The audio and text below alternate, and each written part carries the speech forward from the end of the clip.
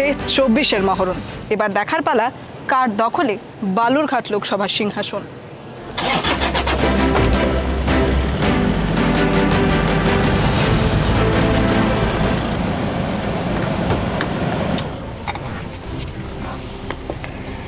আজ আমাদের নজরে বালুরঘাট লোকসভা কেন্দ্র। কেন বলছি তার কারণ, যখন থেকে এই প্রচারের মরশুম শুরু হয়েছিল আমাদের বিভিন্ন দলীয় প্রার্থীদের, সেই মুহূর্তে বিজেপি প্রার্থী সুকান্ত মজুমদারের মুখে উঠে এসেছিল এই বালুরঘাট এয়ারপোর্টের কথা। আর তখনই বাকি দলও কিন্তু এই আন্দাজটুকু করে নিয়েছিল যে এই বালুরঘাটের এয়ারপোর্ট এবার এই নির্বাচনের হাতিয়ার হতে চলেছে। তাহলে আসুন এবার জেনে নেওয়া যাক যে এই বালুরঘাট এয়ারপোর্টকে ঘিরে কী ধরনের দাবি রয়েছে, আর কতটুকু পূরণ হয়েছে আর কতটুকু পূরণ হওয়া বাকি।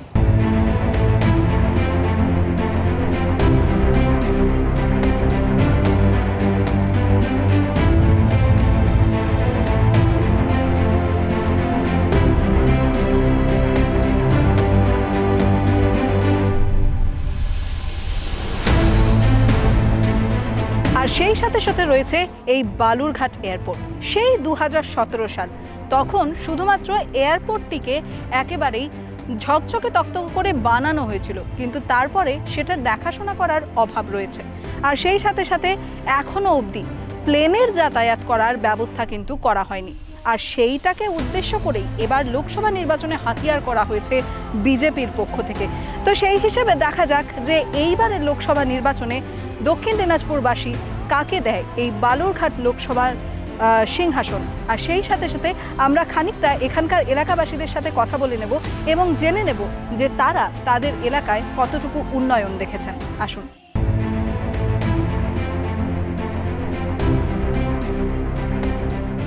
আপনার কাছ থেকে জানতে চাইব, এবারের লোকসভা ভোটকে কেন্দ্র করে আপনাদের জোরালো দাবি কি কি হতে পারছে?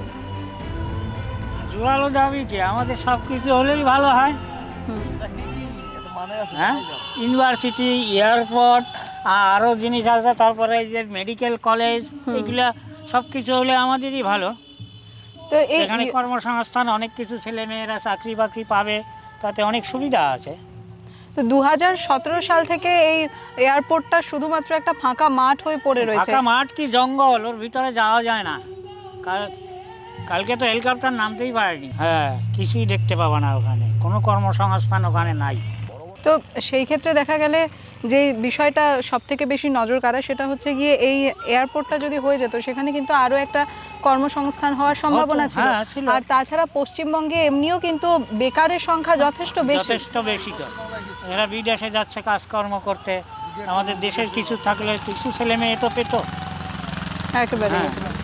তো এবারের এই লোকসভা ভোটকে কেন্দ্র করে আপনারা কি দাবি করছেন? আমাদের দাবিটা সব কিছুই এগুলা, মেডিকেল কলেজ হোক, এয়ারপোর্ট হোক, তারপরে ইউনিভার্সিটি হোক, রাস্তাঘাট ইয়া হোক, সব কিছু হোক, আরও কিছু কোম্পানি বসুক। আর এই মুহূর্তে আমরা আরও একজনের সাথে কথা বলে নেব। আর এবারের এই লোকসভা নির্বাচনকে ঘিরে এই এয়ারপোর্ট প্রতিষ্ঠার যে জোরালো দাবিটি রয়েছে, সেটা এখানকার অর্থাৎ বালুরঘাট বিধানসভাবাসীর ক্ষেত্রে আরও কতটা এবার পাকাপোক্ত হয়েছে সে বিষয়ে আমরা জানব। দাদা, আপনার সাথে এই বিষয়ে কথা বলে নেব। 2017 সাল থেকে কিন্তু এই এয়ারপোর্টটা শুধুমাত্র ফাঁকা মাঠের মতোই পড়ে রয়েছে, শুধু পরিকাঠামোই গড়ে তোলা হয়েছে, এছাড়া যে বিমান পরিষেবা এ ধরনের ব্যবস্থা কিন্তু কিছুই হয়নি। এই এয়ারপোর্টটা না হওয়ার কী ধরনের সমস্যা এখানে? একটা শহর বালুরঘাট শহর, যেটা সাধারণ মানুষ থেকে শুরু করে প্রচুর ভিতরে জনবসতি, এবং এখানে এয়ারপোর্টের প্রচণ্ড প্রয়োজন। কেননা এয়ারপোর্ট হলে পরে সাধারণ মানুষ বালুরঘাটবাসীরা অনেকটা পরিষেবা পাবেন, যেমন এখান থেকে হয়তো স্বাস্থ্য বিষয় হোক এবং তার কর্মরত বিষয় হোক, এইখান থেকে সোজাসুজি এয়ারপোর্টে তিনি কলকাতায় যেতে পারবেন। কলকাতা এয়ারপোর্ট থেকে অনেকে দিল্লি, মুম্বাই, মহারাষ্ট্র বিভিন্ন রকম ফ্লাইট ওনারা ধরতে পারবেন। আর এই এয়ারপোর্টটা হলে সাধারণ কর্মসংস্থান, এবং এইখানে আমাদের পরিবহন মানে সব কিছু বালুরঘাট যে শহর আছে সম্পূর্ণ ডেভেলপমেন্টটা চিত্রটাই বদলে যাবে একদম পুরোপুরি। আর এই পরিকাঠামো তো কমপ্লিট আছে, কিন্তু রাজ্য সরকার আমরা যা শুনছি যে রাজ্য সরকার এটা এনওসি দিচ্ছে না, বিভিন্ন রকম বিভ্রান্তি ছড়াচ্ছেন এবং বিভিন্ন রকম বাহানা দিয়ে বলছেন যে আমরা এনওসি দেবো। তাতে আমার মনে হয় যে বালুরঘাট থেকে বঞ্চিত করা হচ্ছে। এই যে রাজ্য সরকার আছে বারবার হচ্ছে বালুরঘাট মানুষদের ঠকাচ্ছে। এই যে এবারে যখন লোকসভা অর্থাৎ দিনক্ষণ ঘোষণা করা হবে, এই খবরটা যখন আবহাওয়ার মধ্যে বইছিল সেই সময় কিন্তু আমরা দেখেছি আমাদের জনপ্রতিনিধিরা কিন্তু এক প্রকারের প্রচারে বেরিয়ে পড়েছেন। তো সেই ক্ষেত্রে বালুরঘাট এয়ারপোর্টের কথা কিন্তু তাদের প্রতিশ্রুতিতে উঠে এসেছিল। তো এ বিষয়ে আপনি কি মনে করছেন? দেখুন, এই বিষয় মনে হচ্ছে বালুরঘাট মানুষরা সত্যি আবেগপূর্ণ এবং তারা চাইছে যে বালুরঘাটে, কেননা এটা প্রান্তিক জেলা এবং প্রান্তিক শহর, এরা চাইছে যে বালুরঘাটে আরও উন্নত হোক, ডেভেলপমেন্টে আরও বাকি রয়েছেন। এখানে যে সুকান্ত বাবু দাঁড়িয়েছেন বিজেপি প্রার্থী থেকে, উনি তো চেষ্টা করছেন 5 বছর অনেকটা ডেভেলপমেন্টে এগিয়েছে, রেলের বিষয় থেকে শুরু করে এয়ারপোর্ট বিষয়ে উনি আগাচ্ছেন এবং চেষ্টা করছেন। কিন্তু এই যে রাজ্য সরকার, আমাদের যে কেন্দ্র সরকার রাজ্য সরকার যে বিভিন্নতা আছে, সেই কারণে বালুরঘাটটা অনেকটা পিছিয়ে আছে। আমরা আরও চাই সাধারণ মানুষ হিসেবে এবং বালুরঘাটবাসী হিসেবে চাই আরও ডেভেলপমেন্টের প্রয়োজন।